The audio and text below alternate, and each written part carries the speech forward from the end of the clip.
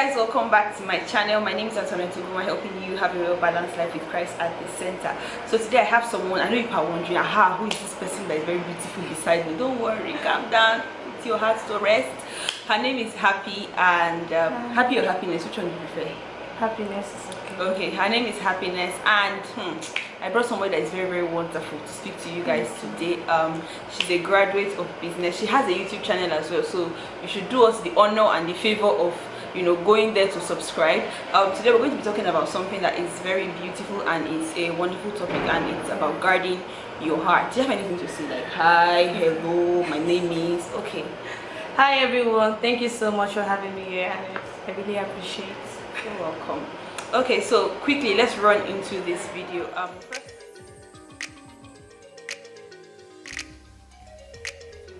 The first question, we're going to be going by questions, and the first question that I have here is, what exactly is guarding your heart? For someone who does not know, who has never heard this before, what is guarding your heart? Does it mean that my heart, that is physically my heart in the left side of my chest, I should put padlock, or what do you mean? So please explain. Okay, so first, the concept of guarding your heart is from the Bible verse in Proverbs chapter 4 verse 23, which says, keep the heart with all diligence, for out of it are the issues of life. So first, I'm going to define guard. To guard means to secure, to protect a place or a thing. Just like the security guards you see, what do? They protect the place, they watch over a person, or they watch over things. So when you say guard your heart, that means you're protecting your heart, you're protecting yourself from negative thoughts, you're protecting your heart from negative or toxic people, you're protecting your heart from things that would not take you forward or lead you forward. Yeah.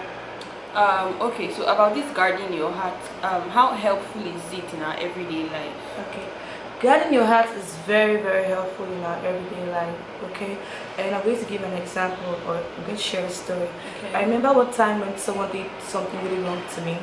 Actually, what she did was she placed an order for food, because I cook, for like, let's say 40 packs of food, and then I prepared the food because I was just starting up my business. I prepared the food, and then when I went to deliver the food the next day, she told me it was a lie, that she wanted just 10 packs of food. And yeah, and already I was already going through a lot of like stuffs, or a lot of like problems and all that. And I already grew up with this mentality of not being open to people. I mean, when people do something wrong to me, I just keep it to myself. I'm like, oh no, it's okay. Yeah, I grew up like that as well. So I'll be the one hurting. I don't tell them what they did wrong to me and all that. So when that problem, or when that issue happened, I was just one going through that. She had no idea what I was facing, in the sense that at night before I sleep, I have to use a Bible to put on my chest, because it was really painful. Like, I could feel the pain. So what did you do to the food? Do you mean it goes forth now. Yeah. So it was that bad that at night when I go to sleep, I have to use a Bible and all that. But when I learned to like open up, when I told her that, hey, this is what you did, and I don't like it, and all that, I became at peace. So with that, I learned that if only I never allowed that kind of person into my life, I don't think I would have gone through that. If only I secured my heart, if only I secured myself from that, I wouldn't have gone through that problem. So I feel like guarding your heart, one of the reasons why we don't guard our hearts is because we are just so careless. We let anybody come in and let anybody walk out, and that is not how it's supposed to be. Yeah, that's true. On that note, I'm also like that. So what I actually started doing of recent was that before I actually call somebody a friend, because for me, cutting off people is not easy. I want to cut you off, and then I'll not find myself texting you again, or when you text me, I'll be like, hi, okay, and then communication started again, and I'm like, okay, why do I want to cut this person off? So I now realize that what I have to be doing is that before I actually let people become so close to me, I really stress myself a lot. Like, no, I have to like push people away somehow. So the next question I have here is, what are the practical ways to guard your heart? Okay, funny enough, like, we already have the practical ways to guard our heart here in the Bible from Proverbs 4 from verse 24 to 27. Verse 24 says that never say anything that isn't true. Have nothing to do with lies and misleading words. So do you want to guard your heart? Stay away from lies, stay away from people that lie. Second, 25, look straight ahead with honest confidence. Don't hang your head in shame. So sometimes we live in our past, we live in our feelings, we live in our shame. So you want to guard your heart, protect yourself from the past, protect yourself from negative thoughts, protect yourself from negative people. 26 says, plan carefully what you do, and whatever you do will turn out right. plan your life, set good priorities, don't just do things that are not right. And the last one in verse 27 says, avoid evil and walk straight ahead, don't go one step off the right away. So I think what this means is we should avoid evil, avoid people that do evil things. Yeah, evil doesn't really mean like doing witchcraft and all that. No, it can actually mean like people that gossip, people that do wicked acts. We need to avoid this kind of people. And also, just to add on, we also need to follow the leading of God. I mean, sometimes we are being carried away by our emotions, by our thoughts, and then we forget what God really wants us to do. No, and that's not it. So we really have to follow God's leading in whatever we're doing, that we can guard our hearts, so that we can know what is right and what is good. Okay, so does guarding your heart help you in situations where you feel like you're about to compromise something? Yes, guarding our hearts really helps us in situations like that, because when you guard your heart, you already have this am I going to say this, discerning spirit? Yeah. You get, so in that kind of situation you already know what is right and what is wrong. Just like what the Bible says from verse 24, stay away from lies. For example, if you don't read the Bible, you won't know about that. Wow. You get, so you won't know what is right, you won't know what is wrong. So guarding our heart really helps us in such a situation. Like when your friends, for example, tell you, hey, let's do this thing, you know, the thing is not in line with God's word. You kind of like remember and you don't do it. Insist. So I think I have something to share on that light, on this guarding your heart and compromise. So actually I have, like, anybody that is texting me, sometimes I try to be like rashy or like don't text me or that kind of a thing, especially if you are now a guy, because I don't want to be like sending the wrong message to anybody. So I was trying to like push people away, and I just realized that the way I'm pushing people away was too much. And then the next time I did it again, someone was like, what do you take me for? So the fact that you are trying to guard your heart does not mean you should push people away.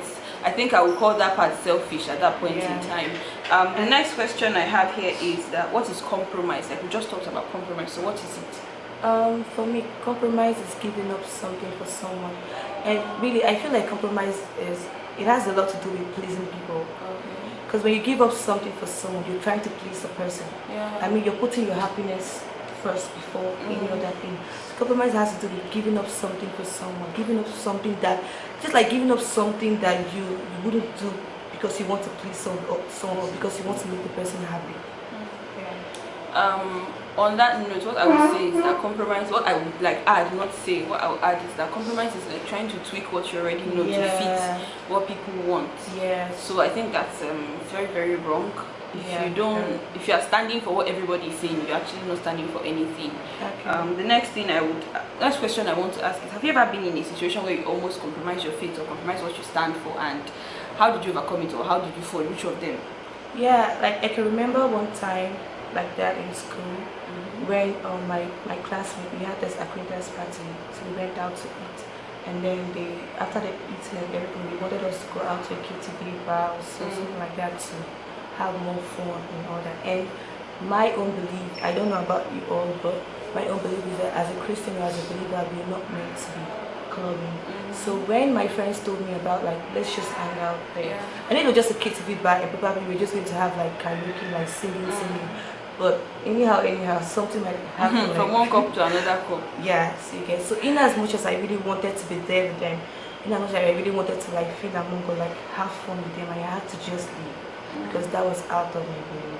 Wow. So I feel like it has to do with standing in what you believe, not shaking anything, not trying to twist anything. Don't try to please anybody. Not trying to please anybody, not trying to make anybody happy. Stand for what you believe. Based on that, I also have an experience. So because I have a position in my class, kind of, where I'm in charge of the attendance for the class, so everybody comes to me for attendance, or when I call the attendance, and you find out that there's even corruption in ordinary attendance taking, as small as it is. You find out that people will come and meet me and they'll be like, see, now we went to the same pre-med, we went to the same BS biology, now we have been OGs, we've been friends for long, just mark my name on attendance. And you find out that some people have the effrontery to be on their bed and they'll text me because I'm the one that is in school, I should mark their name on attendance, and I'm like, I'm sorry, I can't do that. Someone even came to me, person was like, when you were not in class, we marked attendance for you. I was like, I'm sorry, I didn't ask you. Same thing. I did not ask you, and the person was like, is that what you will say? I was feeling bad that I sounded like that, but that was the truth, because the person was telling me mark attendance for me, I'm going home. So I was like, I'm sorry, I don't do that. And another person came to me, and the person was like, I'm sick, I'm going home. I was like, I'm sorry, even me when I was sick, I didn't tell anybody to mark attendance for me. I waited for the doctor, and when she didn't come, I left, I went home. So you have to forfeit your attendance too. And I was feeling like I was very, very harsh, but then at that point in time I could not, because I know that if you start, compromise starts with just one person. You the moment you start tweaking it to fit other people's definition of what it should be like, the next person is going to come and say, you did it for that person, so why can't you do it? And then that's how it's going to start. And then you did it for those people, why didn't you do it? And then they now say you are partial. So you just have to continue. So another question I have here is, do you have any practical, I think I've asked this, right? Practical ways to overcome compromise? No. Okay. Do you have any practical ways to avoid compromise? One of the practical ways I think we can be able to avoid compromises is remembering that you cannot please everybody. I mean, you can't, no matter how you try, you can't please anyone. Like I said earlier, one of the reasons why a lot of us compromise is because we're trying to make the other person happy. You're trying to be accepted, you're trying to feel wanted. But the truth is, you can't please everyone. When you just get that mentality that you cannot please everyone, you would see that you will stop compromising. I think it changes everything. Just like, for example, when you know you can't really stay out until 1 a.m. and you decide to because of your friends. Imagine when you just told them no, when you realize that you can't please them, you're like, no, I can't do this. Most of the issues we are going through, to be lesson and all that, so you really cannot please everybody. You have to get that mentality. You can't please everyone, no matter how hard you try. You can't please everyone. Do you have any other way? The other way I think is standing by what you believe in. Standing by what you believe. You have to get to a point whereby you stand by what you believe. Let your yes be yes. It's even in the Bible. And let your no be no. Not that your yes be yes. Not your yes is standing like no. No. Maybe. The no has why behind it. No. But funny enough, there are a lot of people that are still struggling with that. They are still struggling with not being able to say no to people. I struggled with that as well, but I'm still struggling with that. I've graduated from that class. Don't worry, we'll come for your graduation. I'm still struggling with that. So we have to learn to stand by what we believe. We have to learn to say yes. No matter how hard it is, just say no. If you know it's not right, say no. Nobody's going to cut your neck. Nobody. I don't understand. Nobody's going to beat you up. What happened was this. For me, even if everything from my leg to the head of my head, or to the hair of my head rather, from even everything is saying no inside me, but the next thing I just tell you yes. I will do it for you. And I realized that that thing is not it's not helping me, because really I will be angry when I'm even telling you that yes. I sometimes I try to make it passive, telling you that I'm angry, but I will not tell you I'm angry. This thing is annoying me, but then I'm just going to be like, okay, I will do it for you, but my mood is showing you that I'm not doing. And some people don't even care about you. If you go and use your head to jam transformer, nobody cares. Some people just want to hear the yes, and they don't care if you be angry or you and that time it's even people that were close to me that used to suffer it, because that anger I will carry it and go and meet them and be like, this person did this, that person did this, this person did this, why did they do that? And I realized it wasn't helping me, it was just making me angry unnecessarily. So I was like, no, I rather have guilty conscience after saying the no than to be angry, because it's not really helping the both of us at that time. Okay, maybe helping the other person but not me. What I decided to do was, as it is, I would just say it. If I cannot do it, I'll tell you I can't do it, I'm sorry. If I can't if I can't do it, I'll tell you I can't do it, I'm sorry. Maybe I will try to explain long message, but right now I'm not even explaining long message anymore. Like that person that came to me and said I'm sick, I'm going home, I was like, I'm sorry, forfeit your attendance. Straight up, you cannot be following the truth anymore. Forfeit it. The person was like, why? I was like, I have to be honest with you and honest with the doctors. So that even reminds me about one book that we read in primary school, The Fruit of Honesty. We read it in primary school, my sister and I, because we're in different classes, but then some schools they read it every year. So I read it and my sister read it, and my mom is a very vast reader, so she saw the book and she carried it and she read it. Okay, I think my mother has read that book in an estimate maybe 5 times now. She read it when I was in JSS1, and till this year, I think it was this year before I went to, my mom was still quoting that book for me. I was like, oh shoot me, why? because she was like, and the book is all about honesty, and when she was telling us that time, because the boy in came was very honest, and his father's last words to him were, the fruit of honesty is God's blessing. It didn't matter what was happening to him, it didn't matter where he was at, because at that point he suffered a lot because he was too truthful.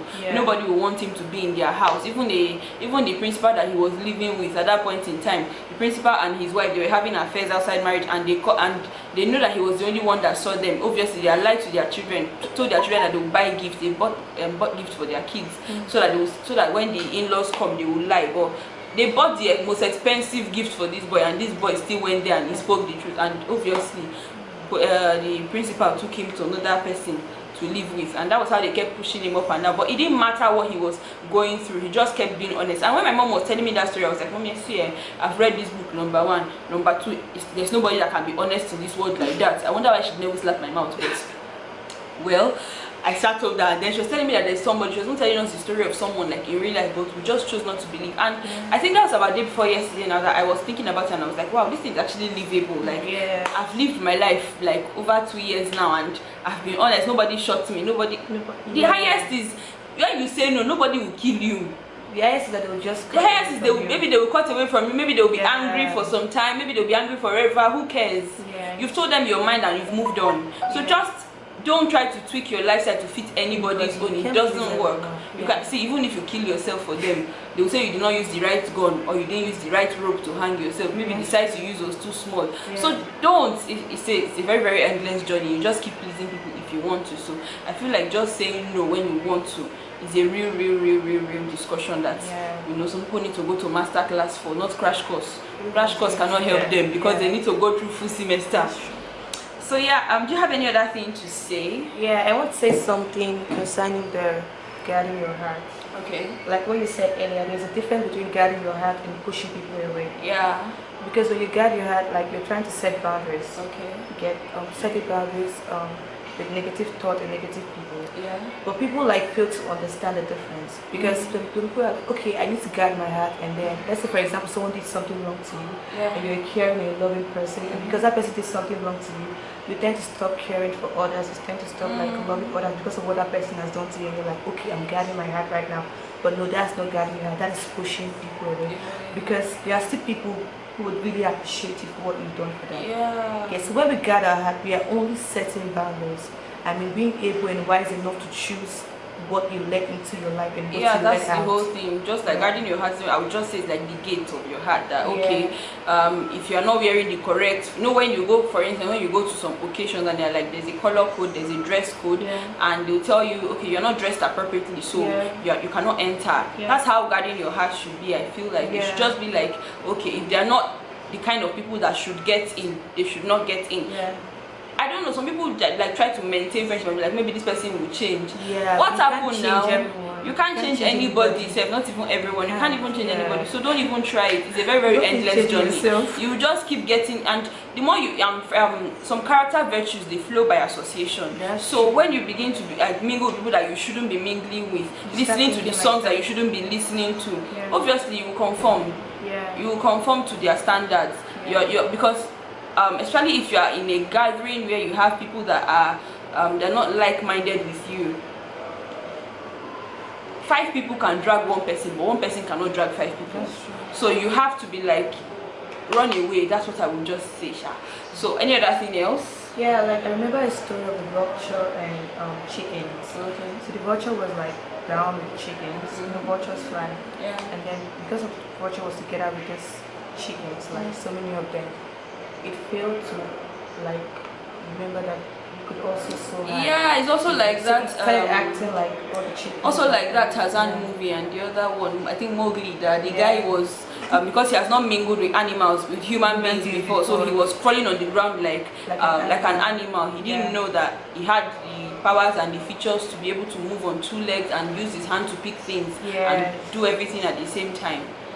There's really much more that we can all accomplish if we learn to guard our heart, and if we learn to have a lot of certain people and have the right relationships around you. Yes, that's true. So I think with that, can I say we've come to the end of this video? You still have a lot more. It's okay. Okay, so with that, we've come to the end of this video. Thank you so much for coming. We are really, really grateful that we've learned a lot. Thank you so much. We look forward to seeing you again. You know, she traveled down to this place. It was a journey. You don't want to know the story. We'll keep it for another day, maybe the next time. So yeah, we also have a video on her channel, so do yourself and myself and all of us in this nation the good and the favor to check it out, and make sure you subscribe as well. Thank you so much. Bye.